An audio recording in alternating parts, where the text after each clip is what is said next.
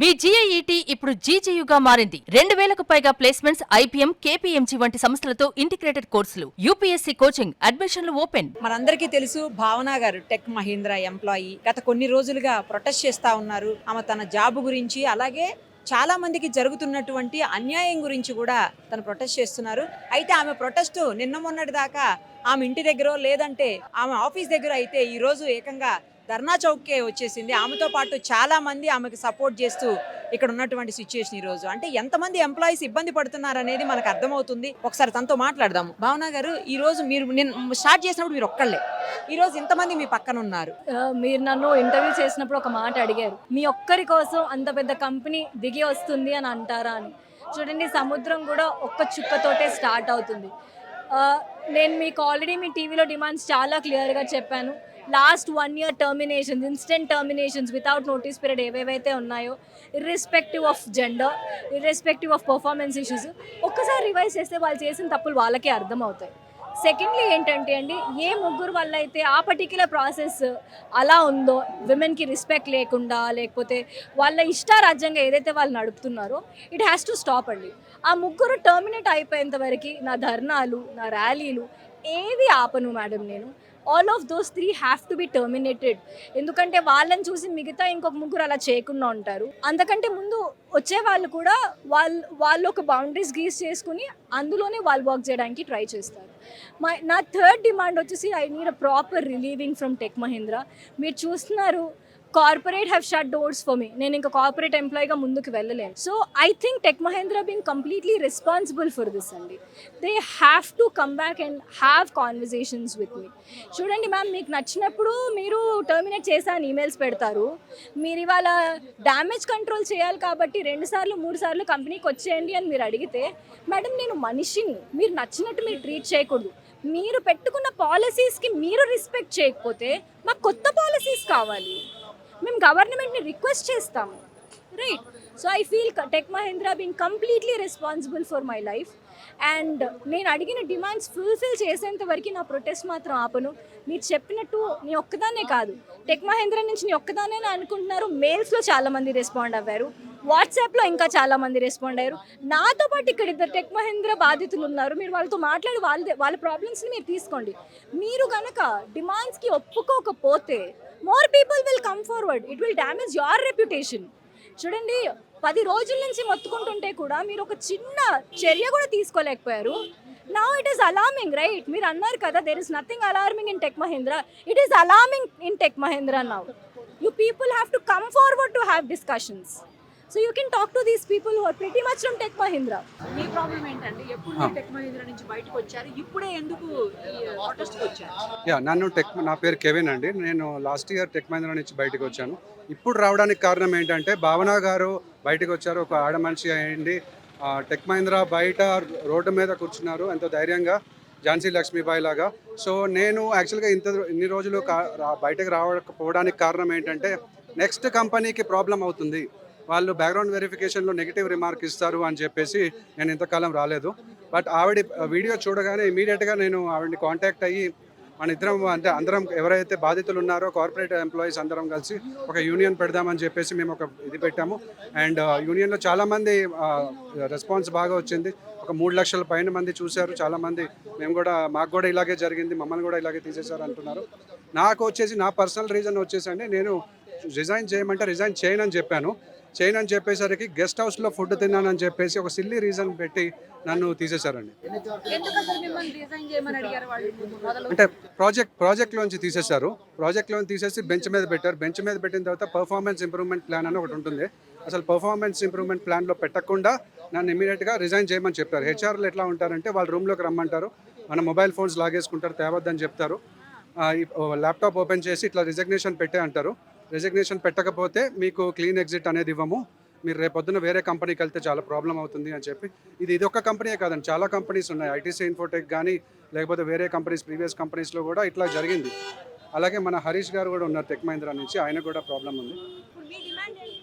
నా డిమాండ్, నా జాబ్ కావాలండి యాక్చువల్గా నాకు. ఎందుకంటే ఐటీ ఎంప్లాయీస్కి పర్సనల్ లోన్స్ ఉంటాయి, క్రెడిట్ కార్డ్స్ ఉంటాయి, తర్వాత హోమ్ లోన్స్ ఉంటాయి, కార్ లోన్స్ ఉంటాయి. మాకు ఇప్పుడు బ్యాంక్ రికవరీ ఏజెంట్స్ యాక్చువల్గా ఇంటికి వస్తున్నారు. నేను అదే వాళ్ళకి రాశాను. యాక్చువల్గా వాళ్ళు నాకు ఇవ్వాల్సిన ప్యాకేజ్ వచ్చేసి 37 lakhs per annum. నాకు మంత్లీ 2 lakhs పైన వస్తుంది శాలరీ, నెట్ శాలరీ. సో అయితే వాళ్ళు కావాలని చెప్పేసి టైం షీట్ అప్రూవల్ చేయకుండా ఓన్లీ 50,000 ఇవ్వడము అట్లా చేశారు అనమాట. సో అది నా ప్రాబ్లము. నాకు జాబ్ కావాలి. నాకు ఇప్పుడు నేను జాబ్లెస్ ఉన్నాను. నేను యాక్చువల్గా లా అండ్ జర్నలిజం చేస్తున్నాను ఇప్పుడు. సో ఇట్లాంటి ఈ అన్యాయం జరుగుతుంది కాబట్టి నేను యాక్చువల్గా దీని గురించి ఫైట్ చేయడానికి నేను ఇది చేస్తున్నాను. మీ పేరేంటి? మీరు ఎందుకు ఇవాళ రావాల్సి వచ్చింది? ఎప్పుడు మీ ప్రాబ్లం స్టార్ట్ అయింది? అసలు ఎక్కడ స్టార్ట్ అయింది? ఎలా స్టార్ట్ అయింది? నమస్కారం సుమన్ గారు, అందరికీ నమస్కారాలు. నా పేరు పివి హరీష్ అండి. నేను tech Mahindra overall experience 23 years ఉందండి అప్రాక్సిమేట్లీ. అందులో 2012 నుంచి 20 వరకు నేను టెక్ మహీంద్రాలో చేశాను. ఆల్మోస్ట్ 8 సంవత్సరాలు చేశాను. ఆ 8 సంవత్సరాల కెరియర్లో ఎంతోమంది మేనేజర్లు అంటే డిఫరెంట్ ప్రాజెక్ట్స్. టెక్ మహీంద్రా అనేది ఒక సర్వీస్ ఓరియంటెడ్ కంపెనీ అండి. సో చిన్న ప్రాజెక్టులు వస్తూ ఉంటాయి. వాటిని ఎగ్జిక్యూట్ చేస్తున్న టైంలో మేము పర్ఫామ్ చేసినా కానీ ఒక పర్సనల్ గ్రస్తో ఉన్నటువంటి మేనేజ్మెంట్ మనకి లో రేటింగ్ ఇస్తూ ఉంటారనమాట. దాన్ని ప్రొటెస్ట్ చేశాను. నేను 2012లో చేశాను, 14లో చేశాను. తర్వాత దాన్ని మనకి ప్రాజెక్ట్ రాకుండా చేస్తారు. కానీ అప్పుడు ఉన్నటువంటి సిచ్యువేషన్స్ బట్టి వేరే ప్రాజెక్ట్స్ని తెచ్చుకుని నేను సర్వైవ్ అవ్వగలిగాను.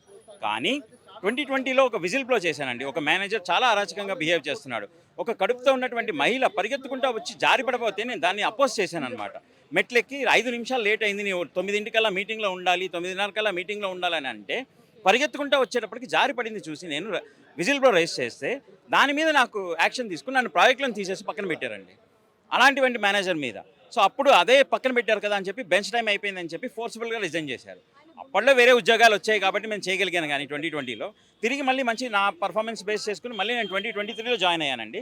ఇలా జరిగినప్పుడుగా ఎన్నో ప్రాజెక్టులని మునిగిపోతున్నటువంటి ప్రాజెక్టులు నేను పైకి తీసుకొచ్చానండి. మా టెక్నాలజీని యూస్ చేసుకుని ఎన్నో మునిగిపోతున్న ప్రాజెక్టులను పైకి తీసుకొచ్చి మేనేజర్ నువ్వు దేవుడనని ఒక చోట నుంచి ఇంకో చోటికి పంపించి నన్ను జపాన్ పంపించారు ప్రాజెక్ట్ తీసుకురావడానికి. నేను జపాన్ నుంచి ప్రాజెక్ట్స్ తీసుకొచ్చాను, జర్మనీ పంపించారు, అక్కడ నుంచి కూడా నేను ప్రాజెక్ట్స్ తీసుకొచ్చాను. చాలా వరకు సస్టైన్ చేసినా కానీ ఒక మేనేజరు ఒక మీటింగ్లో హార్ష్గా బిహేవ్ చేశాడు. ఒక మేనేజర్ హార్ష్గా బిహేవ్ చేశారని అలా ఎలా మాట్లాడతారు అని చెప్పి నేను గట్టిగా మాట్లాడినందుకు ప్రాజెక్టులను తీసి పక్కన పెట్టేశారు. అది పర్సనల్ గజ్. ఆయన ఏంటంటే ఒక సుపీరియర్ పొజిషన్లో ఉన్నారు, ఆయన కింద ఎంతోమంది చిన్న మేనేజర్లు ఉన్నారు. సో ఆయన ఫోర్సబుల్ తోటి మాకు ఎటువంటి ప్రాజెక్టులు రాకుండా చేశారు.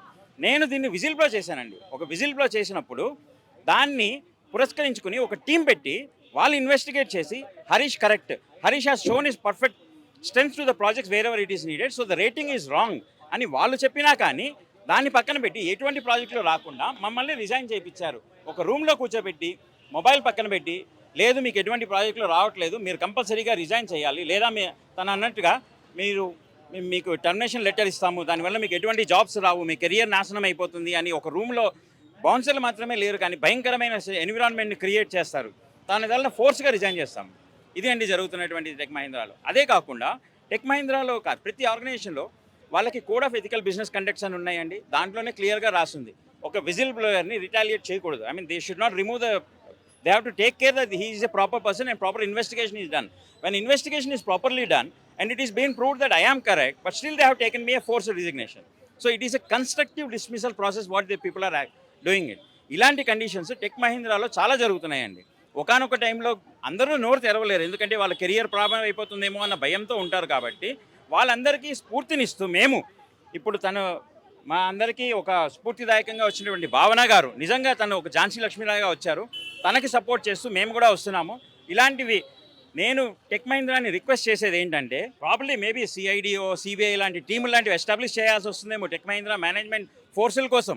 వాళ్ళల్లో ఇంటర్నల్గా ఉన్నటువంటి ప్యానెల్స్ని కూడా వాళ్ళు పట్టించుకోకుండా ఉన్నారు. సో ప్రాపర్ ఇన్వెస్టిగేషన్ ప్యానెల్ని పెట్టి అందరూ మేనేజర్లు తప్పు కాదండి, ఎందుకంటే నేను 8 ఏళ్ళు చేశానంటే ఎంతోమంది మేనేజర్లు ఉన్నారు. ఆ తర్వాత మళ్ళీ జాయిన్ అయ్యానంటే కంపెనీలో ఉన్నటువంటి పవర్స్ని మనం కంపెనీ ఉన్నటువంటి అంటే మన దేశాన్ని ఉన్నత స్థాయికి తీసుకెళ్తున్నారని అన్న సపోర్ట్తోనే మేము టెక్నికల్గా సపోర్ట్ చేస్తున్నాం. ఇప్పుడు ప్రస్తుతానికి జాబ్ లేదండి, 3 నెలలు అయింది నాకు. నన్ను ఫోర్స్ఫుల్గా రిజైన్ చేయించి ఇప్పుడు ఎటువంటి జాబ్ లేకుండా మేము ఉన్నామండి. సో ఇది పరిస్థితి మాది ఉందండి. సో నేను చెప్పేది ఏంటంటే ఈ tech Mahindra take me back. I can do my own contributions. I have a proven track record. I can say that I can do the best to the organization.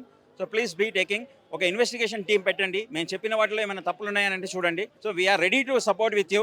We are not against of Tech Mahindra, we are against of the Tech Mahindra management, the toxic management where they have egos. The company doesn't run with ego is what in many of the conditions Mr. Anand Mahindra says that we are having an ethical business work practices. So under his own guidances I am requesting each and everyone to have a proper investigation among our policies and see what is went wrong and give us an opportunity back. That's what we are demanding, ma'am. మీరేంటండి ఎందులో చేసేవాళ్ళు, మీరెందుకు బయటకు వచ్చారు, వీళ్ళకి ఎందుకు support చేస్తారు? యాక్చువల్గా ఈ మూమెంట్ను ద ఒరాకిల్ ఫైల్స్, నా పేరు మెరుగు శ్రీధర్. ఎందుకంటే నేను హాస్పిటల్లో ఉన్నప్పుడు ఒరాకిల్ మేనేజ్మెంట్ నన్ను ఫైర్ చేసిందండి. నేను బెడ్ మీద ఇలా పడుకున్నాను. ఎందుకంటే నేను ఒరాకిల్లో నా షిఫ్ట్స్ ఎన్ని గంటలు ఉన్నాయి మేడం అంటే 16 గంటలు, 18 గంటలు, 22 గంటలు. ఇవన్నీ పోరాడడం. నేను వాళ్ళకి ఎన్నిసార్లు ఒక CEO మైక్, ల్యారీ ఎలిసన్కు వీళ్ళందరికీ మెయిల్, ఒక 100 మెయిల్ పైగా రాస్తాను మేడం. నేను రాస్తే ఒక్కడంటే ఒక్కడు రిప్లై ఇవ్వలేదు. లాస్ట్కి లేబర్ కమిషన్లో ఒరాకిల్లో ఉండగానే నేను కంప్లైంట్ చేసిన ఘనత నాది. చేస్తే నన్ను తీసేశారు హాస్పిటల్లో ఉండగా. మళ్ళీ ఒరాకిల్ మేనేజ్మెంట్ అక్కడికి వచ్చి ఏమంటుందంటే, మీరు లేబర్ కమిషనర్ కాదు, నువ్వు ఎక్కడ పోయినా నీ కేసు గెలవదు, నేను లేబర్ కమిషనర్కి డబ్బులు ఇచ్చాను, ఒక ఒరాకిల్ HR నాకు చెప్పాడు. అంటే దీన్ని బట్టి అర్థం చేసుకోండి ఒరాకిల్ ఫైల్స్. ఎందుకంటే ఒరాకిల్కు US ఎక్స్చేంజ్ కమిషన్ 2 సార్ల ఇండియాలో బ్రైబరీ ఇచ్చినందుకు ఫైన్ వేసింది మేడం. నేను చెప్పట్లేదు, ఇది గూగుల్లో ఉంది. అదే కంప్లైంట్, మీరు ఇన్ని స్కామ్స్ జరుగుతున్న ఎంప్లాయీస్ను 15,000 పైచీలకు ఎంప్లాయీస్ మీరు తీశారు ఒరాకిల్ ఇండియాలో. మీరు ఎంప్లాయీస్కి న్యాయం చేయండి అని నేను ఒరాకిల్ ఫైల్స్ మూవ్మెంట్ స్టార్ట్ చేశాను మేడం. చేసిన తర్వాత నాకు ఎన్నో బెదిరింపులు, చంపుతామని 2 నెలలు ఢిల్లీలో తలదాల్చుకున్నా మేడం, గాజియాబాద్లో నేను 2 నెలలు. ఎందుకంటే ఒరాకిల్ మేనేజ్మెంటు లోకల్ రౌడీ షీటర్లతో కుమ్మక్కై నన్ను చంపాలని ప్రయత్నించారు. ఏంటంటే నా ఇంటి చుట్టూ రెక్కి నేను ఢిల్లీలో 2 నెలలు తలదాచుకున్నాను. దానికి ప్రూఫ్స్ కూడా మీకు సుమన్ టీవీకి నేను దీన్ని పంపిస్తాను. ఇంకోటి ఏంటంటే ఒరాకిల్లో మేనేజ్మెంట్ వ్యవస్థ ఒక దండుపాల్యం దొంగల ముఠా వ్యవస్థ మేడం. ఎందుకంటే వాళ్ళ కాన్సన్ట్రేషన్ అంతా జాబ్స్ అమ్ముకోవాలి, తర్వాత బ్యాక్ డోర్ జాబ్లు అమ్ముకోవాలి. ఇది తప్పితే ఎప్పుడైతే నేను 16 గంటల పనికి గురవుతున్నానంటే ఒక్కడు ఒక 100కు పైచీలకి మెయిల్స్ రాశాను మేడం. నేను ఒక్కడంటే ఒకడు రెస్పాండ్ కాలేదు నాకు. అది పోగా నన్ను చంపుతామని ఒరాకిల్ మేనేజ్మెంటు కొంతమంది రౌడీ షీటర్లను రిక్రూట్ చేసుకున్న దేశంలో మొట్టమొదటిసారిగా రౌడీ షీటర్లు రిక్రూట్ చేసుకున్న MNC ఒరాకిల్ మేడం. దానికి నా దగ్గర ప్రూఫ్స్ ఉన్నాయి. అంటే దీన్ని బట్టి అర్థం చేసుకోండి మీరు. వాళ్ళు ఒక US నుంచి ఒక మేనేజర్ ఫోన్ చేసి, ఇండియాలో శ్రీహరి బెల్లడ్ అని ఒక HR ఫోన్ చేసి, నేను అందరినీ కొంటాను, నువ్వు ఎంతరా ఇండియన్ అంటారు నన్ను, నువ్వు ఇండియన్ పని చేయాలరా 16 గంటలు అంటాడు. అంటే ఆ విధంగా వాళ్ళు ఇంగ్లీష్లో మాట్లాడితే అదొక హరాస్మెంట్, రేసిజం వ్యవస్థ కదా మేడం అక్కడ ఉందంతా. అది కూడా నేను కంప్లైంట్ చేశాను మేడం. మైక్ లేకుంటే సాఫ్ట్రా కార్డ్స్, తర్వాత Larry Ellison founder of Oracle, కానీ ఎవ్వడు నాకు ఒక్కడు రిప్లై ఇవ్వలేదు. నేను చెప్తున్నా మేడం, నేను జీవితంలో బతుకున్నంత కాలం ఒరాకిల్ను స్ట్రీట్స్లో పెడతా డెఫినెట్గా. ఎందుకంటే నేను పగబట్టినానంటే పాము కన్నా ఎక్కువ ఉంటుంది. నన్ను అకారణంగా తొలగించి నన్ను మానసిక వేదనకు గురి చేసి ఈరోజు నన్ను రోడ్డు మీద పిలిచి ఈ ఉద్యమానికి నన్ను చేశారు మేడం. నాకు న్యాయం జరగకపోతే ఒక కాక్రోచ్ జనతా పార్టీ లాగా కార్పొరేట్ జనతా పార్టీ ఆవిర్భవిస్తా. కంపల్సరీ ఇక్కడ నేను ఒక సోనం వాంగ్చుక్ లాగా ఇక్కడ నిరాదీక్ష కూర్చున్నాను మేడం. అవసరమైతే జంతర్ మంతర్లో కూడా నా ధర్నా ఉంటుందని నేను ఎన్నోసార్లు ముందుగా చెప్పాను. ఈరోజు ఒకరు భావన గారితోనో, లేకుంటే ఒక కెవిన్తోనో, లేకుంటే ఒక హర్షతోనో కాదు మేడం. దీనికి మాకు ప్రపంచవ్యాప్తంగా మద్దతు వస్తుంది. దానికి డెఫినెట్గా మేము ఈ పోరాటాన్ని ముందుకు తీసుకెళ్తాం. ఈ ఒరాకిల్ ఫైల్స్ ఈరోజు tech Mahindra files, meta files, Facebook files అన్నీ ఆవిర్భవిస్తాయి మేడం. Thank you madam.